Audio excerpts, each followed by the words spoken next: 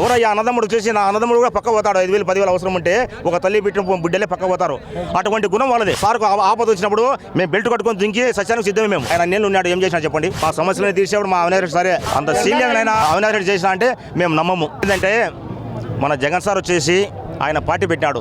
Party పెట్టిన తర్వాత మనం డివైడ్ అది తెలంగాణ సపరేట్ అయిపోయింది, మన ఆంధ్ర సపరేట్ అయిపోయింది. కానీ 175 నియోజకవర్గాలు ఉన్నాయి. 175 నియోజకవర్గాలు వచ్చేసి 174 నియోజకవర్గాల్లో ఆయన ఏ క్యాండిడేట్ ఓటు వేయమంటే వాళ్ళు ఓటు వేశారు. ఈరోజు స్వచ్ఛంగా మేము గుండె కొట్టుకొని చెప్తున్నాం, మనం జగన్ సార్ ఓటేస్తున్నాం. మన కాన్స్టిట్యూన్సీలో వచ్చేసి మేము వేసే జగన్ సార్కు ఆయన అభిమానము, ఆయన మా పానం అనమాట. ఆయన కోసం వచ్చేసి అక్కడ ఉన్నారు తీవ్రవాదులు, తర్వాత వచ్చి వీళ్ళు పాకిస్తాన్ వాళ్ళకు వాళ్ళు ఏం చేసినప్పుడు వచ్చేసి వాళ్ళు ఇట్లా నల్లని బెల్ట్ కట్టుకొని దుంకమంటారు. అట్లా మా సార్కు ఆపద వచ్చినప్పుడు మేము బెల్ట్ కట్టుకొని దుంకి సత్యానికి సిద్ధమే. మేము ఆపక సంపేదానికి సిద్ధమే అనమాట. అటువంటివాడు ఆయన. ఎందుకంటే ఏ పేదవాడు ఇంటికాడికి పోయి పలాంటి కాదని చెప్పేసి వాళ్ళు ఆశించిన కాడికి ఏదో సాయం అవినాష్ రెడ్డి అయితేమి, తర్వాత మన జగన్ సార్ అయితేమి వాళ్ళ ఇంటికాడికి పోయి లేదు అని ఎన్నిక వచ్చిన మగవాళ్ళు లేరు. నా ఉదాహరణ నా మనవడు ఉన్నాడు 3 సంవత్సరాల పిల్లోడు, వానికి వచ్చేసి వేరే జబ్బు వచ్చింది. 25 లక్షలు 30 లక్షలు అవసరం అన్నాడు. నేను పోయినా 30 లక్షలు పెట్టుకుంటే సోము లేదు. అన్నా జగన్ అని పోయిద్దరు అన్న కొండయ్యన్న ఆయన ముఖ్యమంత్రి అన్న అన్నాడు. అన్న నా బాధ ఏం చెప్పన్నాడు. నాకు మన మనకు వచ్చేసి 25 లక్షలు 30 లక్షల రూపాయలు వచ్చేసి హాస్పిటల్ ఖర్చు అంటే నేనున్నా నా కొండయ్యన్న ఆ 30 లక్షలు నేను లెక్కిస్తా. ఎవరయ్యా అన్నదమ్ముడు చేసి నా అన్నదమ్ముడు కూడా పక్క పోతాడు 5,000 10,000 అవసరం ఉంటే ఒక తల్లి పెట్టిన బిడ్డలే పక్క పోతారు. అటువంటి గుణం వాళ్ళది, వైఎస్ కుటుంబాన్ని. ఈరోజు మన ఓట్లు కూడా ఈ అసలు పోటీ పెట్టకూడదు. వాళ్ళు ఈ బీటెక్ 20 కానీ ఇంకోరు కానీ వైఎస్ఆర్ కుటుంబం నుంచే మాట్లాడుతున్నారు. వైఎస్ఆర్ కుటుంబం నుంచి షర్మిల కూడా వచ్చింది కదా. షర్మిలమ్మ మాకు చేసింది. మా జగన్ సార్ జైలున్నప్పుడు ఆ అమ్మ కూడా మన జగన్ సార్ని గెలిపాలని చెప్పేసి చేసింది. ఆ అమ్మ కూడా 300 చిల్లర 3,000 కిలోమీటర్లు పాదయాత్ర నడిచింది.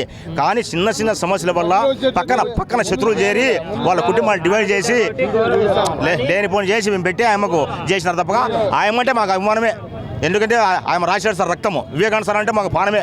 కానీ అది ఏం జరిగిందో తెలియదు. మొత్తానికైతే అంతవరకు అంత లోతుగా మేము పోలేదు. కానీ మేమైతే నమ్మం వైఎస్ అవినాష్ రెడ్డి చేసినా అంటే మేము నమ్మము.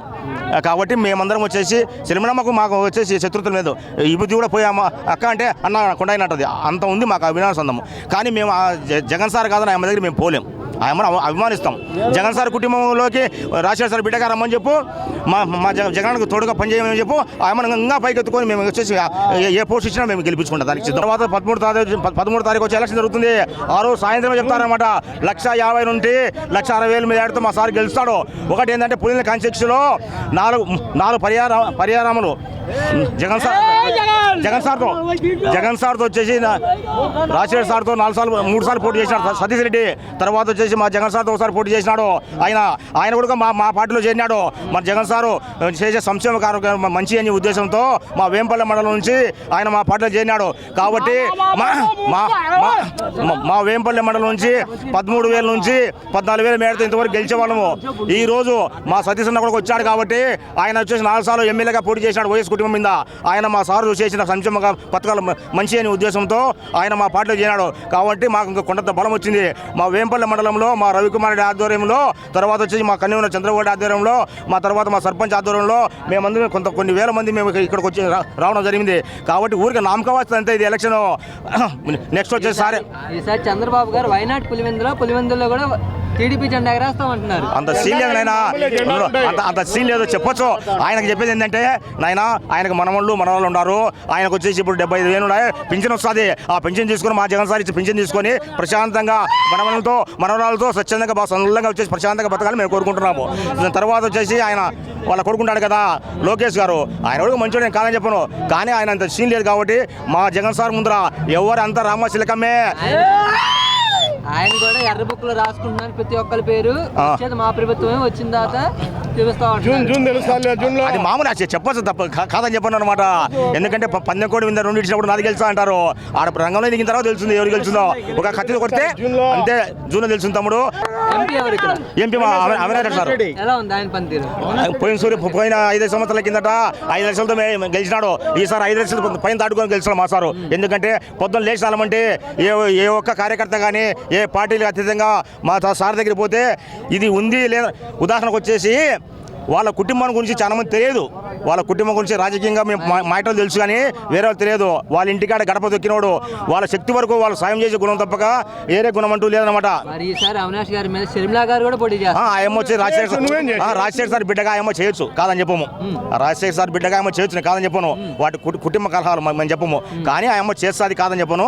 ఆయమ్మ వల్ల వచ్చేసి మాకేందో 1% 1.5% ఆడబిడ్డ కాబట్టి వేయచ్చు తప్పక. గెలిచేది మాత్రం వచ్చేసి మా అవినాష్ సారే. మళ్ళీ పార్లమెంట్ పోతాడు, మా జగన్ సార్ అని ముఖ్యమంత్రి కూర్చుంటాడు, మా సమస్యలను తీసేవాడు మా అవినాష్ సారే. ప్రతి ఒక్క పేద ప్రజల్లో గుండెల్లో ఉండాలంటే ఈ రోజు మేము ఈ స్థాయిలో ఉన్నామంటే ఆయనే కారణం. కాబట్టి దాని గురించి ఆలోచించాల్సిన అవసరం లేదు తమ్ముడు. మరి షర్మిలా గారు కూడా వైఎస్ఆర్ ఫ్యామిలీ కదా, ఇద్దరు వైఎస్ఆర్ ఫ్యామిలీ. అవును.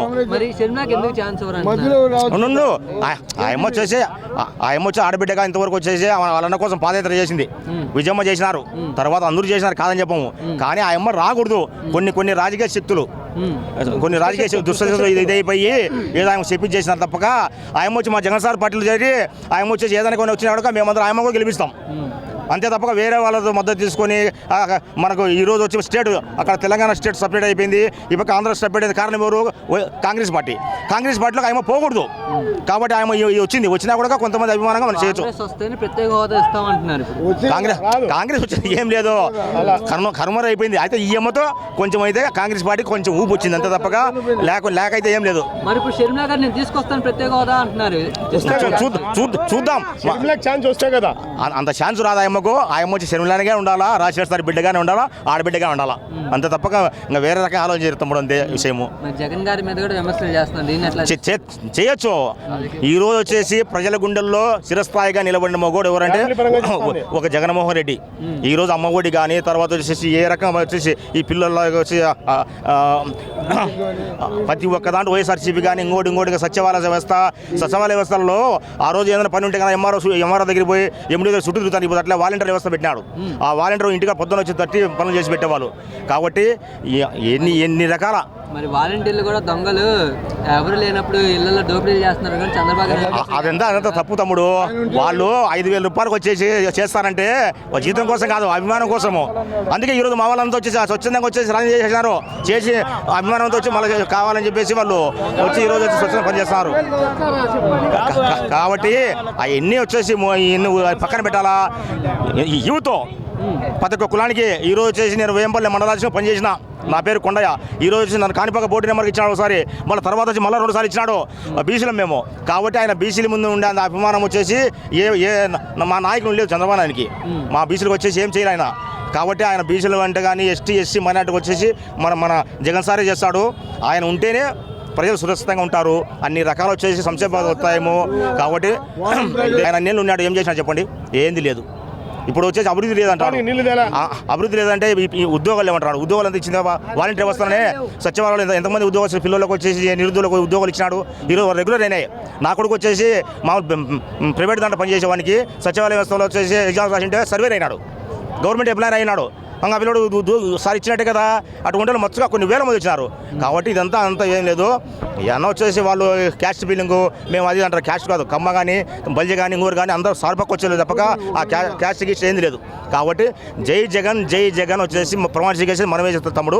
జై జగన్.